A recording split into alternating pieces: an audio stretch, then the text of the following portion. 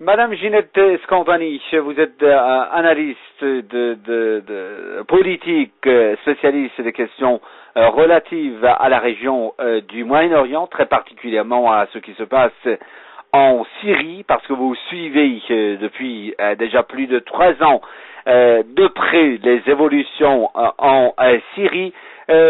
S'agissant de ce qui se passe à Kobané, cette ville à population kurde, il y a eu en fait le premier largage, si vous voulez, des armes, des munitions par les Américains à ces forces kurdes qui défendent actuellement la ville de Kobané face à cette offensive de ce groupe terroriste de Daesh. Mais cette décision américaine de larguer des bombes, des armes, des munitions pour ces forces kurdes a suscité de la réaction négative du côté d'Ankara. Le président turc Recep Tayyip Erdogan a critiqué cette décision américaine et l'a qualifiée de mauvaise.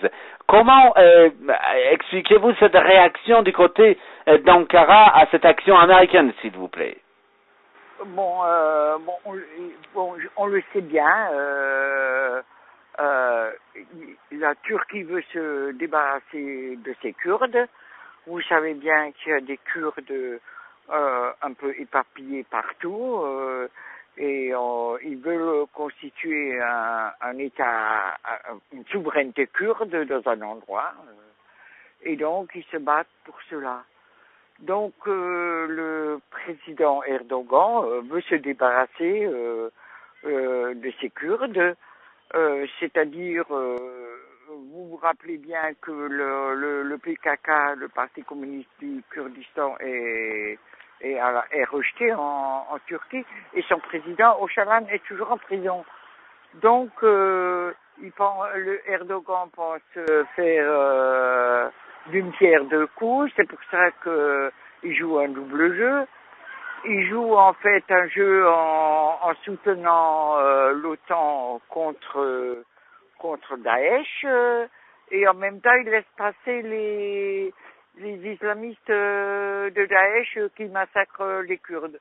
Il a apparemment ouvert un tout petit peu la frontière pour que les Kurdes puissent aider leurs congénères, leurs frères, leur famille en Syrie, mais au compte-gouttes, et puis c'est tout. Et en même temps, il tient aussi à se débarrasser de Bachar el-Assad. On le sait bien, Bachar el-Assad, c'est son ennemi, et en fait, il soutient les islamistes, mais en jouant un double jeu. Vous l'avez dit, Madame Escandani, en fait, c'est vrai d'ailleurs.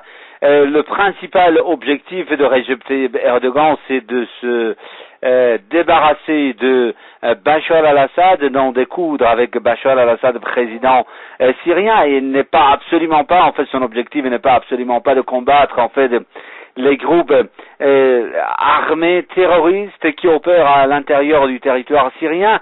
Et la preuve en est que ces derniers jours, le président turc Recep Tayyip Erdogan s'en est pris à l'Iran également, s'en est pris au pays voisin, l'Iran, et maintenant il critique les Américains pour avoir en fait fourni des armes à ces forces qui défendent quand même une ville à population kurde face à ce groupe terroriste de Daesh. Ouais.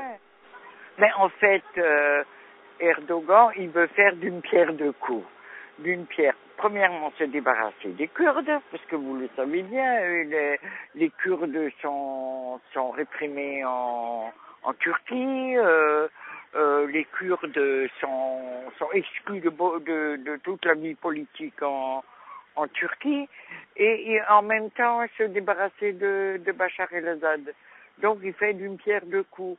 Alors il joue un double jeu. Le problème, c'est qu'il joue véritablement un double jeu en se disant soutenir la coordination qui s'est soi-disant créée. Enfin, c'est pas une coordination, c'est du bric et du broc, qui veut se débarrasser de cet État islamique qu'ils appellent Daesh. Mais Erdogan vise beaucoup plus à se débarrasser de la Syrie et de l'armée syrienne. de la Syrie officielle, c'est-à-dire de Bachar el-Assad, du gouvernement et de l'armée syrienne. Donc il joue vraiment un double jeu. Mais je comprends pas qu'on le laisse faire. On le laisse faire, c'est pas possible.